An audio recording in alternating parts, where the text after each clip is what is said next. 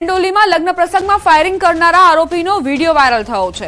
ACP સાથેનો video viral થયો। Viral વિડીયોમાં એસીપી આર આહિર અને આરોપી ઉમેશ તિવારી ફિલ્મી ગીતો પર જોવા મળ્યા। હિન્દી ફિલ્મના ગીત પર આરોપીએ એસીપી સાથે બનાવી હતી રીલ્સ। આરોપીએ સોશિયલ મીડિયા પર એસીપી સાથેની રીલ અપલોડ કરી હતી।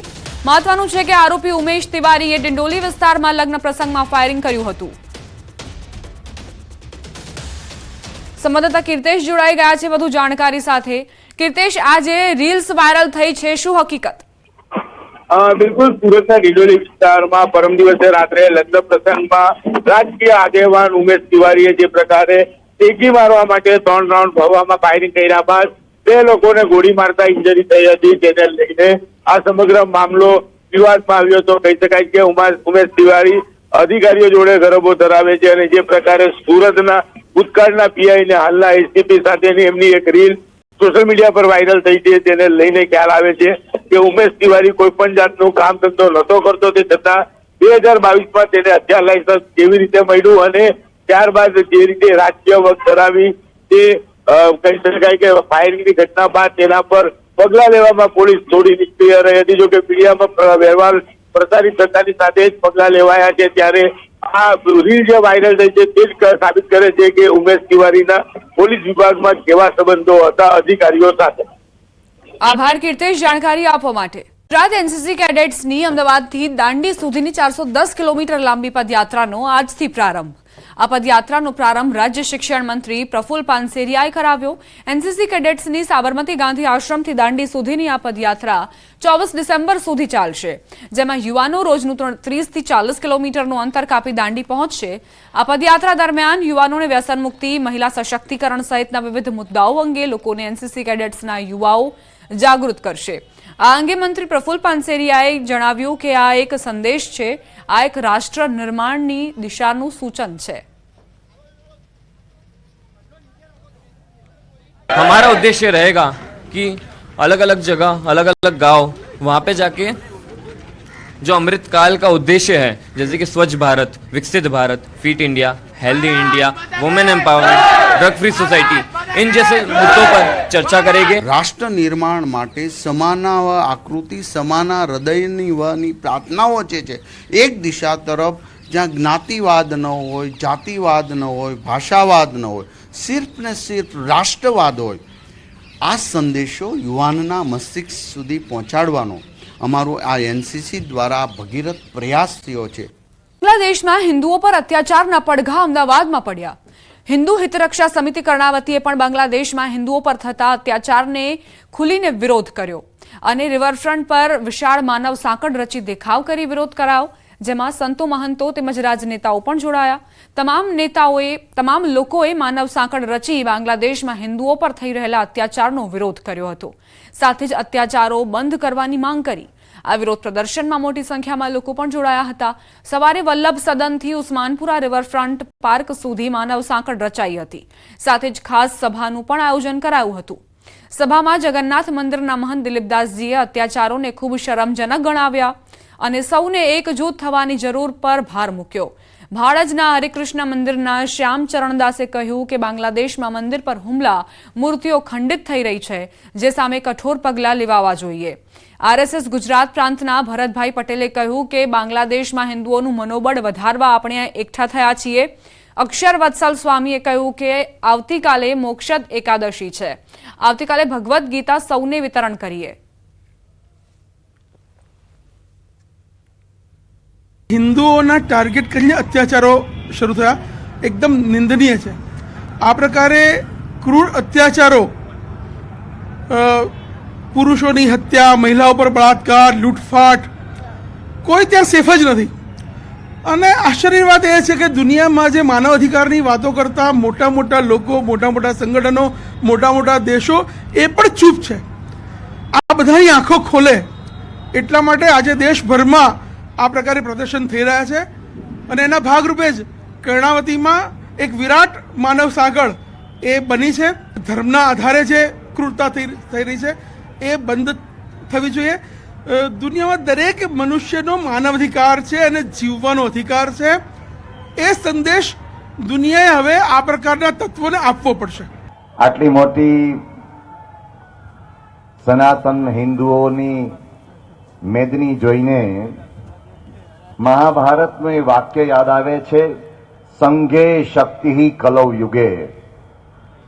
કલયુગમાં શક્તિ એકતામાં રહેલી છે અને આજે બાંગ્લાદેશમાં હિન્દુઓ પર જે અત્યાચારો થઈ રહ્યા છે એની સામે એકમાત્ર કોઈ શક્તિ, એકમાત્ર કોઈ શસ્ત્ર હોય તો એ આપણી એકતાનું શસ્ત્ર આપણે ઉઠાવવાનું છે.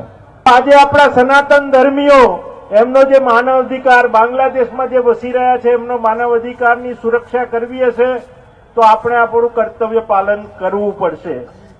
આપણે કઈ ત્યાં બાંગ્લાદેશની અંદર જઈને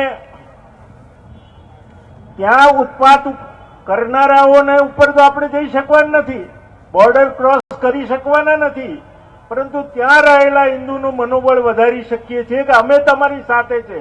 સંપૂર્ણ સનાતની સમાજ બાંગ્લાદેશના પીડિતોની સાથે છે એ રજૂ કરવા માટે આપણે અહીંયા એકત્ર થયા છીએ. એ આપણા માટે હિન્દુઓ માટે બહુ શરમજનક વાત છે.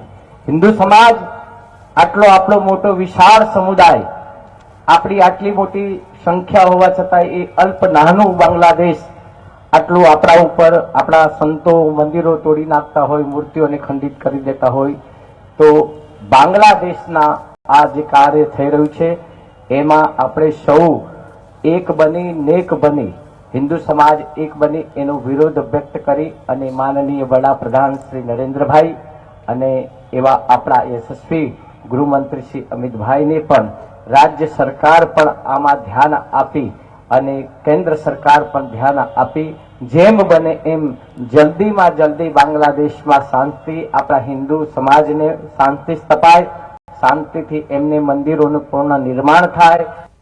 દ્રશ્યો આપની ટેલિવિઝન સ્ક્રીન પર આપ જોઈ રહ્યા છો કઈ રીતે આરોપીઓનો વરઘોડો પોલીસ કાઢી રહી છે. એક તરફ સુરતમાં ફાયરિંગ કરનારાનો વરઘોડો કાઢવામાં આવ્યો, જાહેરમાં માફી મંગાવવામાં આવી. રાજકોટમાં આ વ્યક્તિ જે રોફ જમાવી રહ્યો હતો છરીની અણીએ તેનું પણ સરઘસ કાઢવામાં આવ્યું. જોકે તેણે માફી માંગવાનો ઇનકાર કરતા જ પોલીસે તેની સરભરા કરી અને ત્યારબાદ તેનો એક વિડીયો સામે આવ્યો જેમાં તે માફી માંગતો નજરે પડી રહ્યો છે. આ તરફ હુમલાખોરોને કાયદાનું ભાન વડોદરામાં પણ પોલીસે કરાવડાવ્યું. જોકે અહીં તો જે આરોપીઓ હતા તેમને ચાલવામાં પણ ફાફા પડી રહ્યા હતા. પોલીસે તેમનો બરાબરનો વહીવટ કર્યો હોય તેવું સ્પષ્ટપણે જોવા મળ્યું છે. વડોદરામાં પોલીસે આરોપીઓનું સરઘસ કાઢ્યું. ગુજરાત પોલીસે ગૃહ રાજ્યમંત્રીની સૂચનાથી રાજ્યભરમાં ગુનેગારો પર કડક કાર્યવાહી કરી સરઘસ કાઢી તવાઈ બોલાવી રહી છે. ત્યારે વડોદરા પોલીસે પણ પાણીગેટના મુખ્ય માર્ગ પર હથિયારોથી હુમલો કરનારા ઝડપી તેનું સરઘસ કાઢ્યું હતું. આરોપીઓની પોલીસે સરભરા કરતા શખ્સોને ચાલવાના પણ ફાફા પડ્યા. સ્ક્રીન પર દેખાઈ રહેલા આરોપીઓએ હિતેશ કહાર પર હથિયારો વડે જીવલેણ હુમલો કર્યો હતો. ત્યારે નરેશ, હર્ષ અને શિવમ કહાર નામના આરોપીઓનું સરઘસ કાઢી ઘટનાનું રિકન્સ્ટ્રક્શન કરાયું. સરકારી શાળામાં શિક્ષકોની ઘટ. સુઈ ગામના ડાભીમાં શાળામાં 200 વિદ્યાર્થી વચ્ચે માત્ર એક શિક્ષક કાર્યરત છે. ધોરણ 9 થી 10 ના વિદ્યાર્થીઓ વચ્ચે એક જ શિક્ષક છે. શિક્ષક ન હોવાથી શિક્ષણ કથળી રહ્યું છે. શાળામાં શિક્ષકોની ઘટને લઈને વાલીઓમાં પણ રોષ જોવા મળ્યો. વાલીઓએ શાળામાં હોબાળો મચાવ્યો. વધુ શિક્ષકોની નિમણૂકની માંગ વાલીઓ કરી રહ્યા છે. અનેક રજૂઆતો છતાં શિક્ષકો ન આપતા વાલીઓએ હોબાળો કર્યો. વાલીઓનો આક્ષેપ છે કે શાળામાં 2 શિક્ષકોનું મહેકમ છે જેમાંથી એક શિક્ષક જ હાજર રહે છે. શિક્ષકોનું મહેકમ વધારી નવા શિક્ષકો નહીં મુકાય તો શાળાને તાળાબંધીની ચીમકી ઉચ્ચારાઈ.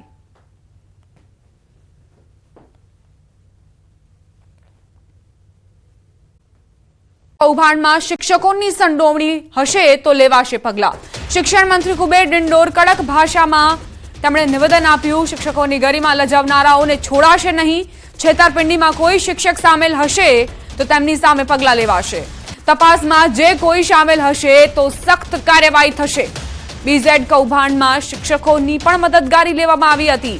એજન્ટો શિક્ષકોને પણ ફસાવતા અને એ શિક્ષકો પ્રચારમાં પણ જોડાતા હતા. હવે તેમની સામે કાર્યવાહી થશે તેવું નિવેદન આપ્યું છે શિક્ષણ મંત્રી કુબેર ડિંડોરે. આવનારા સમયમાં શિક્ષક મિત્રો પોતાની ગરિમા જે લજવે છે, નૈતિકતા છોડે છે, એમની કોઈ સંજોગે આપણા શિક્ષણ વિભાગ કે આપણી સરકાર એમને છોડવા માંગતી નથી. જે લોકો આ કૌભાંડમાં કે નિર્દોષ લોકોને, ગરીબ લોકોને છેતરવાની કામગીરી જેમને કરી હોય અને જે કંઈ અમારા રડારમાં જે હશે અને જેમના નામ આવશે એની તપાસ એની કરવામાં આવશે, હકીકતની રિપોર્ટ મેળવવામાં આવશે અને જે લોકો એમાં સામેલ હશે સીધી કડીમાં જો એમને સુરાગ મળશે તો